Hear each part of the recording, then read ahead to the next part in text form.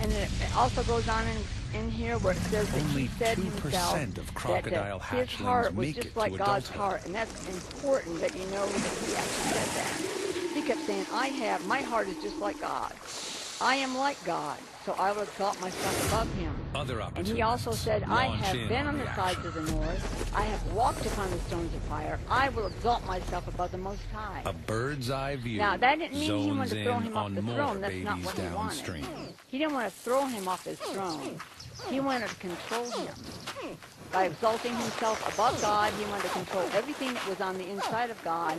He was after those The stones resident of fire fish and what eagles they meant. patrol Remember, this I said it was stretch of all the river power, constantly. all life, all creativity, all Fish knowledge, stocks are running low, all wealth, all and of it baby was crocs contained are in the fast stones food. of fire, which is the very heart of God. And his heart represents all life to us. All creativity that comes to us comes from God. All revelation of truth comes from God. Life comes from God. And if you look at the reverse of that, that's exactly what Satan gives you. All death comes from him. All darkness instead of light. Man's wisdom instead of God's revelation. Of the 50 hate eggs instead of the love. mother laid, It's the total opposite. only His one heart is of the her total babies opposite is of likely God's. to survive. And yet he said right here that my heart is like your heart. And I'll tell you why he Perhaps said that too. crocs are not so Because it talks bulletproof about after all. what he was made out of. It talks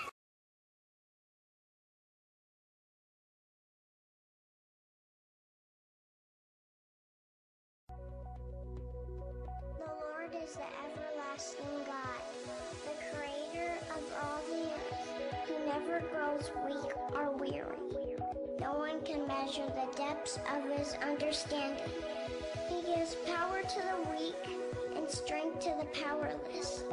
Even youth will become weak and tired, and young men will fall in exhaustion. But those who trust in the Lord will find new strength. They'll soar high on wings like eagles. They'll run and not grow weary. They'll walk and not faint. Sing hallelujah. Sing hallelujah.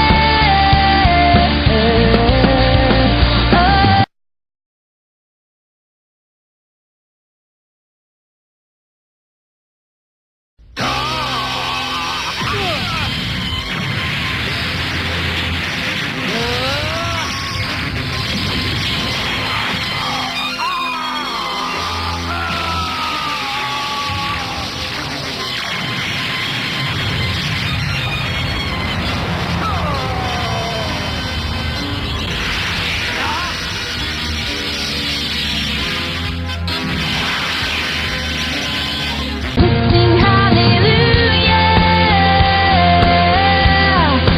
Sing hallelujah.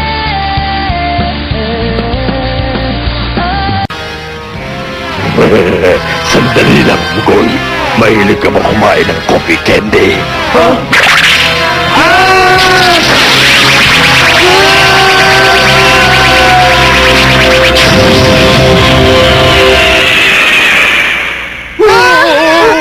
Ano to?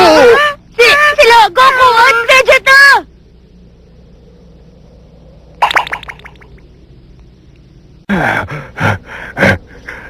Hindi nakapanipaniwala ito. Nagbago lang ang hugis namin. Pero pareho pa rin nataglay namin lakas at puwersa.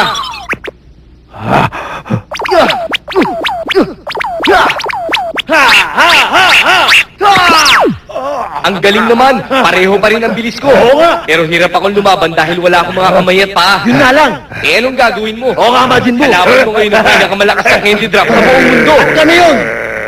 Tama na yan. Kahit na nakakagalaw pa kayo, isang candy drop pa rin kayo. Ano magagawa ninyo, ha? Makinig ka na lang muna sa sasabihin ko. Tama. Medyo maselan kasi ito. Hindi ba mahirap labanan ng bagay na masyadong maliit? Ano sa palagay mo? Hindi ko kailangan gawin yun. Kakainin ko lamang kayo at nguyain. Wala na akong ibang gagawin pa. Yun lang. At tapos kayong dalawa. Ganon? Sige! Kami na mauna.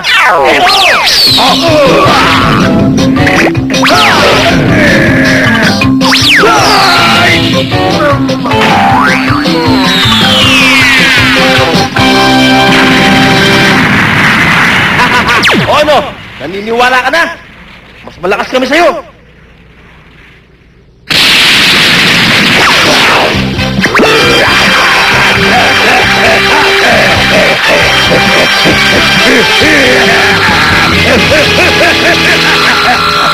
Sige! But I keep wondering why. Seems I've always known you all my life. I held you only once, but I keep wondering why. It seems I've held you forever. Can it be true? Could I be wrong? That somewhere in my past there was hope for me and you. Can it be true? Could I be wrong? That somewhere. Sing hallelujah. You sing hallelujah. It starts the whole thing. Begone, Incept Operative. Your work is done. Your Excellency, he's such a dick.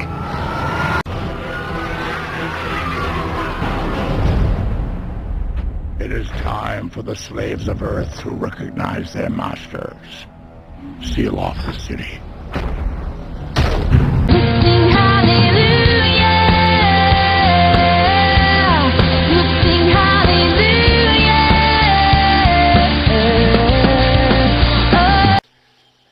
God creates dinosaurs. God destroys dinosaurs. God creates man. Man destroys God. Man creates dinosaurs. Dinosaurs eat man. Woman inherits the earth.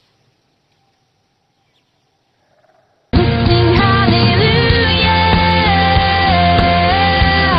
You sing hallelujah.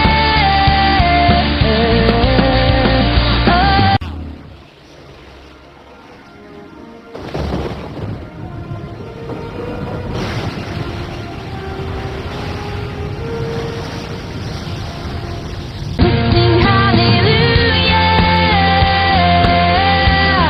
You sing hallelujah. Check this out. The body of this mammoth was found perfectly preserved in the Siberian tundra, with food still in its mouth and stomach, indicating that it froze instantly while grazing. Sing hallelujah. You sing hallelujah. Poland decrees it. After all, in your absence, someone had to take command. So disappointing. Careful, Fragile. Even in death, there is no command but mine. Sing hallelujah. You sing hallelujah.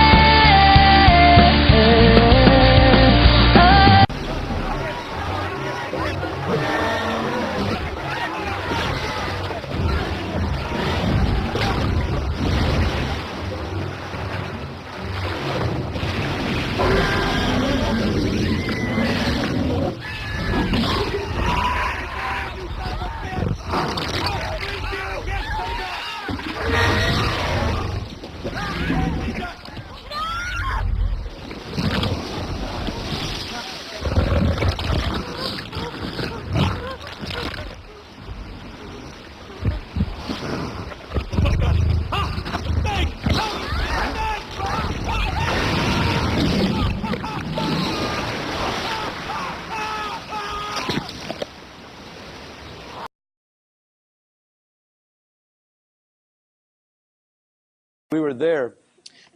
At this point, I saw a very, very, again, unusual thing with this man's hand, this agitation. I got very frightened, and something spoke inside of my stomach and said to me, "Get out of here as fast as you can." And I began to think, oh my goodness, it is the end of the world now. It is really the end of the world. At this point, I began to run to my house as fast as I could, while I was running, I want to read to you what I heard in my spirit. I didn't know it was my spirit at that time. If you have a Bible, if you want to turn there tonight, I'll read very quickly from Revelations 13. I didn't know these were scriptures. I was hearing this inside of my stomach. Now, again, I didn't know what the stomach did at that time. Now I know that's where your spirit man lives. Out of your belly shall flow rivers of living water. He causes all, verse 16, chapter 13 of Revelations, he causes all, both small and great, rich and poor, to receive a mark in their right hand or their foreheads, that no man might buy or sell, save he hath the mark, the name of the beast, or the number of his name. Here is wisdom. Let him that hath understanding count the number of the beast, for it is the number of man. That number is 666, okay? Or, yeah, 666. Now, I'm running as fast as I can back to my house because I'm realizing, oh my gosh, my wife is there. She's alone. I'm getting to my house. Another scripture jumps into my heart. Didn't know it. It was from Matthew 24 about the abomination of desolation. I reached to the doorknob. I began to pull the door open, even though that scripture was telling me, don't go into your house, don't return. I opened it up to see the most demonic presence I've ever seen. This presence that I encountered at my front door as I opened the door, I can't tell you that it was the devil himself. He was very dark. There was a shroud of black around him. It wasn't like say, an African-American skin or anything like that. It wasn't skin that was dark. It was a shroud of darkness that was over this being.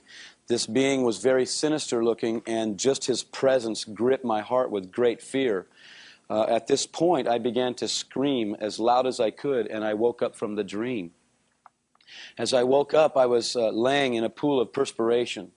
I literally had a silhouette of my body in the bed, and I shook my wife, and I said, something terrible is happening to me, and I think God is trying to tell me something. And so I told her a few things about what had happened, and she said, no, you're just having a nightmare. And, I got to tell you, I knew this was no nightmare. I've had nightmares. How many of you have had nightmares? This was not a nightmare. There's no way. It was 3 o'clock in the morning. I think it was about 10:30 at night when I fell asleep. This had been going for several hours, and I felt a real strong urging to read the Bible, even though I didn't even know if I owned a Bible. I began to search in my garage for a Bible. I eventually found a Bible. It said Holy Bible, St. Joseph Catholic Edition. And I don't even know where I got it. I opened the inside cover, and it said Property of St. Francis School and Church. I don't know how it got to my house. I don't honestly remember stealing the Bible, but I guess I must have because I had it. I went back into the house. I sat down in a rocking chair and began to read this Bible with diligence. I have a real habit in my life to always flip to the back of things, and I flipped to the back of the Bible, and it said apocalypse. I have to tell you, I don't know what apocalypse meant at the time. I had no idea what it meant.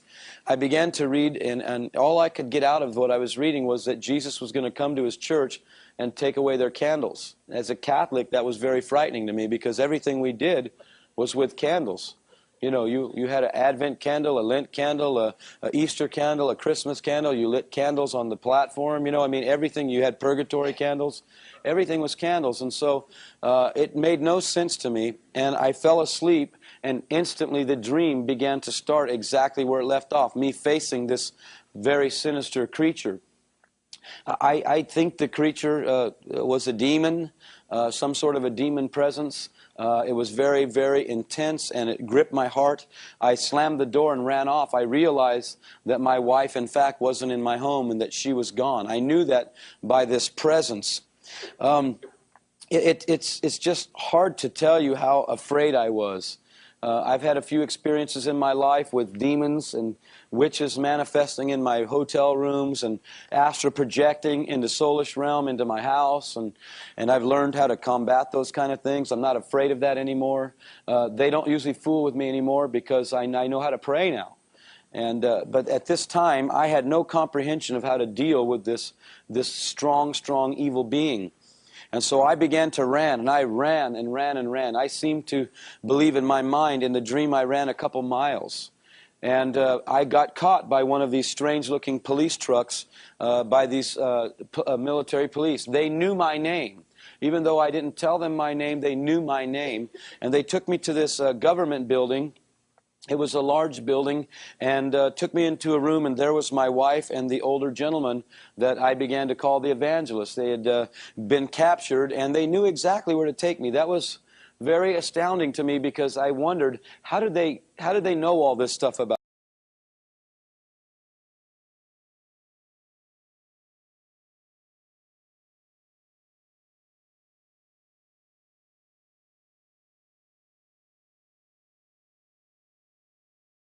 I start to follow it, and to my surprise, I run into a creature that terrified me.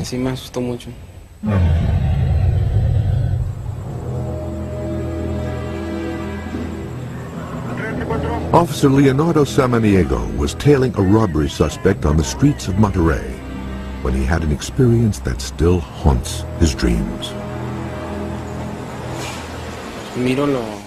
I see something like a black bag falling down on me when I pass under the tree.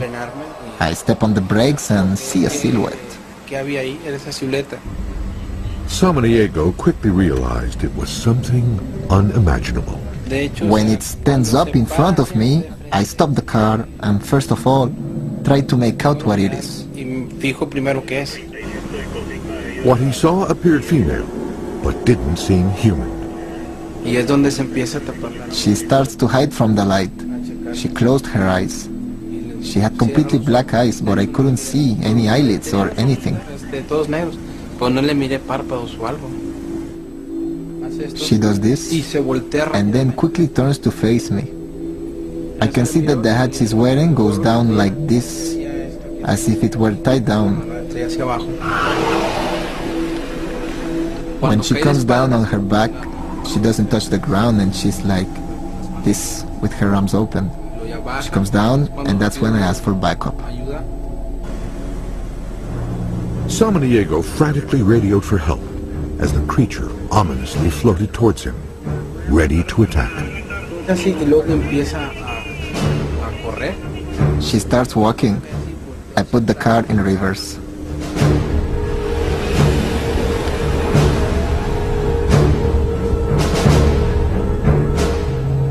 When I arrive at the street corner, I hear her crash against the windshield. And then I see her like this, and I move back, scared. I didn't know what to do. Samaniego was knocked unconscious by the flying creature during his encounter. Later, another officer found me and woke me up. They say that she slapped me 3 times. I don't know. I wasn't aware of anything then. For many months afterwards, the memory of this creature's face gave the officer nightmares. Still, every night, I was dreaming about those eyes. With my eyes closed, I could still see her gaze and her face, all of this and her eyes. Her eyes were very present and very, very black. I used to get scared, and I used to wake up scared and crying. Asustado, llorando.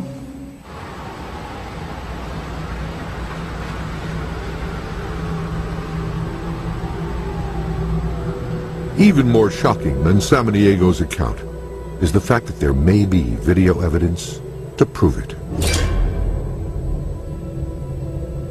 In the skies above Santa Monica, California, a bulky humanoid shape is reported floating over this wealthy Los Angeles suburb. Here, a dark, human-like form is seen above craggy peaks near Monterrey, Mexico, close to Samaniego's encounter. Further to the south in Mexico City, several airborne humanoids are filmed drifting above this metropolis of 22 million people. This strange phenomenon has been reported across North America, with similar objects reported in the skies above Arizona, Wisconsin. As soon as these people disappeared, for a lack of words, wherever they went, mass hysteria began to hit the earth. People had the appearance of absolute despair, hysteria. There was pandemonium everywhere. There was mass chaos. Lawlessness and fear was working everywhere. I was able again to see in many quadrants of the earth, and there wasn't any one nation that was under this. All of the globe was experiencing this. As the mass pandemonium and despair began to permeate society, there was a very unusual event that happened. Television, telephone, radio, and this other unusual communication device I was able to see into many, many homes in the United States, these white boxes that were about this big that looked to be like televisions. And when I saw these, they were in nearly every single home in the U.S. And they would have words written across them, and occasionally it would almost look as though television was playing through them. All of those media devices were shut down for about a 2-week period. I know now that what I was seeing was personal computers in people's homes. All these things were shut down. One of the things that was happening during this hysteria was many people were asking, where did these people go? What happened? And all the globe saw this event, or they experienced it afterwards. What I saw in people was that literally nearly everyone I experienced had a great look of despair and hopelessness upon their face. Everywhere I went, there was hopelessness. Nobody seemed to be happy about living. You know, I've never experienced that. I've been to a lot of public places where people are bummed out, not happy, not doing well, but not the globe in masses. I don't know, maybe you've seen that. I haven't. So this hysteria brought a complete hopelessness and total perplexity to just about everyone. The television communications were down for a period of time. This shutdown alarmed all of the peoples, and it lasted for about 2 weeks. Can you imagine briefly tonight all of your communications, your telephone, computers, television, and radio being shut down for a 2-week period of time? Can you imagine the hysteria? Can you imagine, you know, the inability for a supermarket to contact its suppliers to get more supplies, or gasoline, or transactions? I mean, it's amazing when you begin to see it kind of unfold, the depth. This lasted about 2 weeks. Again, I want to remind you, I was not a prophecy studier or expert at this time when this vision came to me. I began to walk the streets in shock at the current events. The events are difficult to describe because lawlessness and fear was permeating society completely. After about 2 weeks of time, television and radio began to be back up and running. However, it was completely different than what was previously being broadcast. The broadcasts were being bombarded nearly everywhere, and they were depicting a soon-to-come new government and leadership. A man would be emerging to lead us. The man finally came on the scene, and he spoke with great eloquence. I wrote these things down exactly as I saw them. He spoke with great eloquence and charisma. He was soothing and promised answers to all current issues. This man was smooth and extremely convincing, able to solve nearly all problems. He was a consummate communicator, and he explained how this removal of people was God's judgment upon them.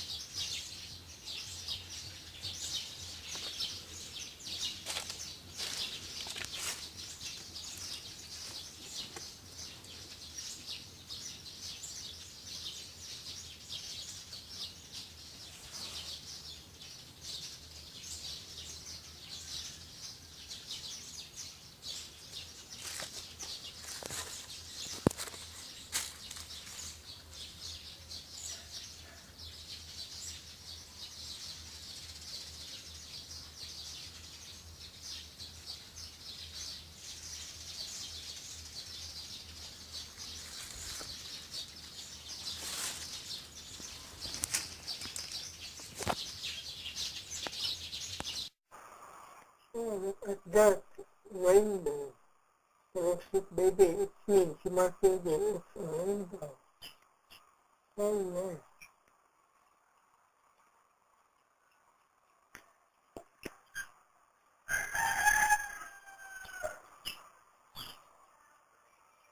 Oh, look.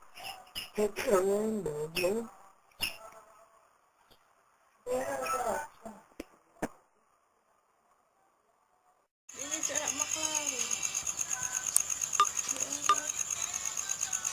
I know na, I know. Ano? Look at that. Dali na, kunta kuya. Kapawa kay Kalina. Hindi na maklaro yan.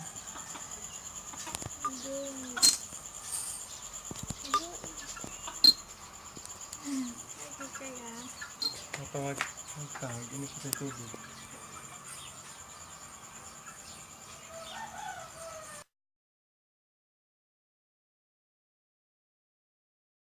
Paano? Ayan, tapos na! Diyanan! Malas!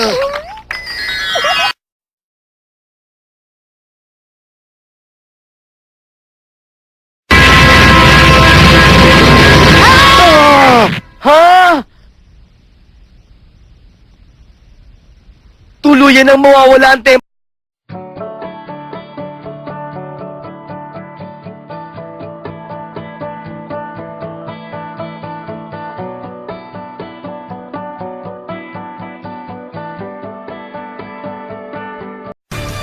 Secret lies.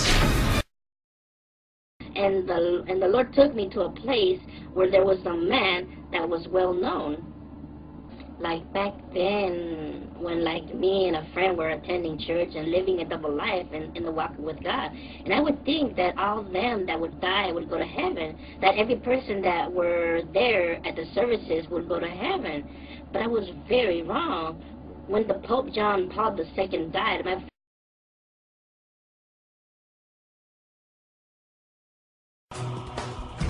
During the 1700s and 1900s in Europe and in the United States, the Smithsonian began massive excavations of great burial chambers.